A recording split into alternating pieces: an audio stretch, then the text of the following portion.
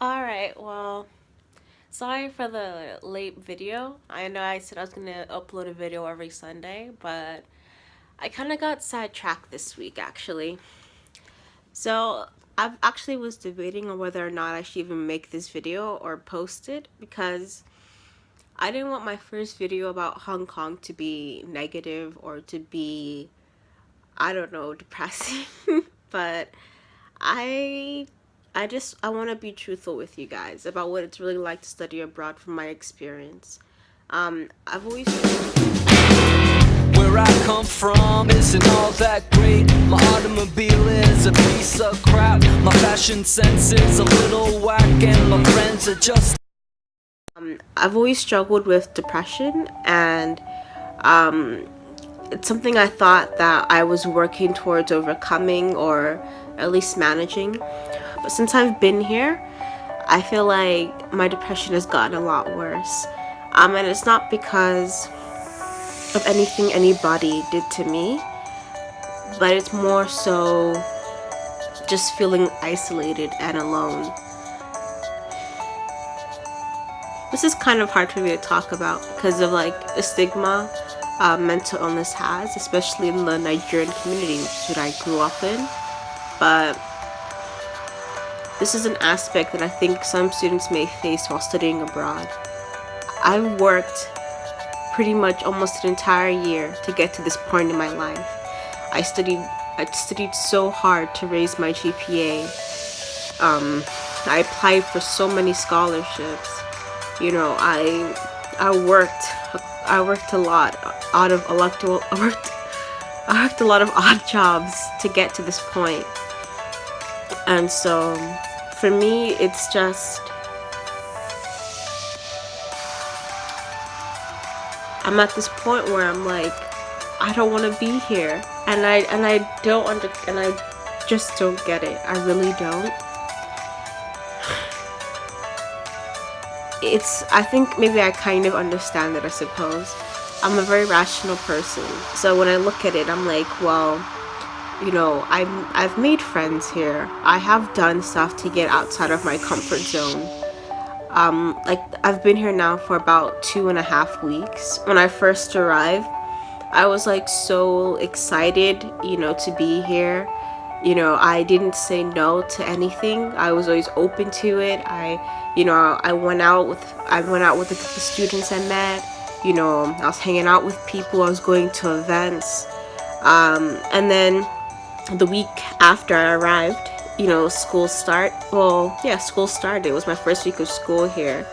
As classes came on their way, I don't know, I felt like all the energy I had, like all the like excitement and passion, like it just started to die off very quickly. And then the second week came along, which is when things really start to roll off the wagon for me. Like I didn't go to class, you know, I haven't slept well at all. I go to bed like at 7 a.m. in the morning. I sleep the entire day, and then I only have one meal a day. Because of that, I've forced myself to go out, you know, to experience stuff, because I know it's better for me not to sleep the entire day away, but it's hard. And so I definitely will try and share some of the stuff that I have been up to, like, you know, in the next part of this video.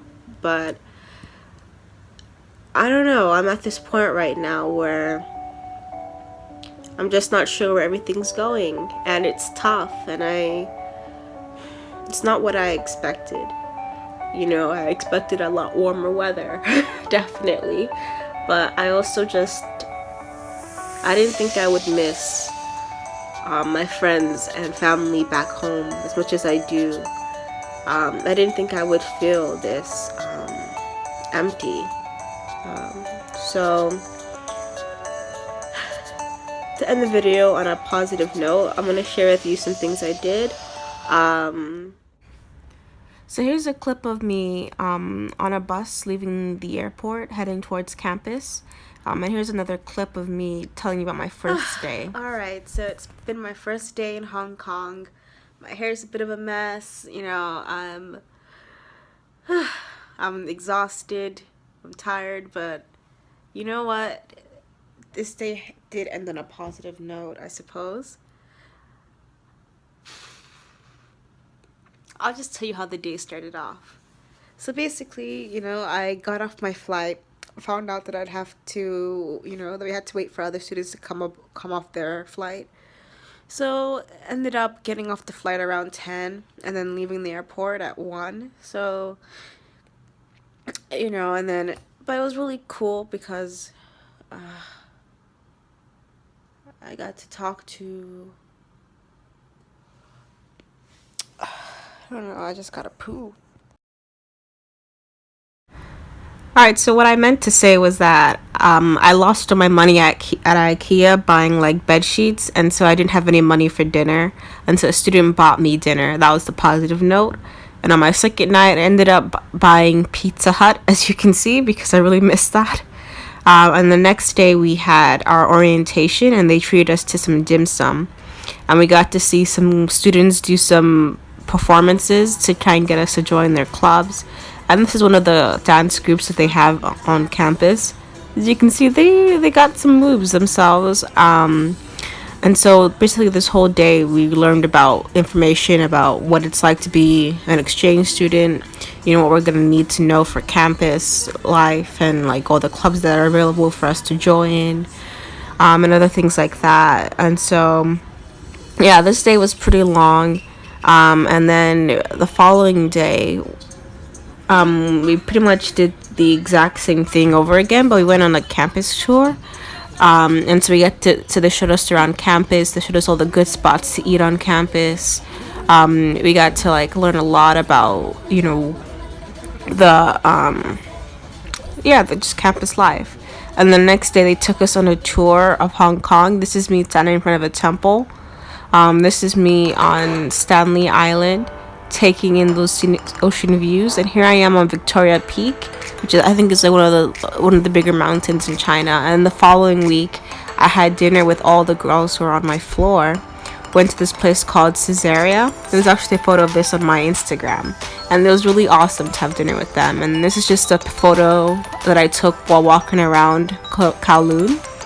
And so the next week I also got myself pretty to go to this restaurant called Na Trang to eat a banh mi sandwich, and we also had a welcome night with Tirmi with some friends.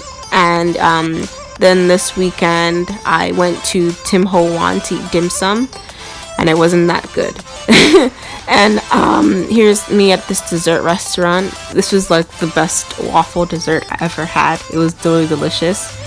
And here's me going inside the grocery store called Uni in Lo Fook Place to get some groceries for the week. So that's pretty much what I did this weekend. Yeah, as you can see, they have a lot of different like options, so it's kind of hard to shop here sometimes because some of the items won't have English on it, and you just kind of have to guess by pictures what you're buying, which is like kind of like shocking at first, because I'm like, why is any of this, how come like all the food isn't in English or whatever, like why do I have to go through all of that to figure out what I want to buy? But I think that's some like the part about living in another country, is that things aren't always going to be convenient for you. You're going to have to like figure things out on your own or ask questions. And I've found that Google Translator has helped me ask questions because sometimes the staff don't speak English. So yeah, that was how I spent my weekend.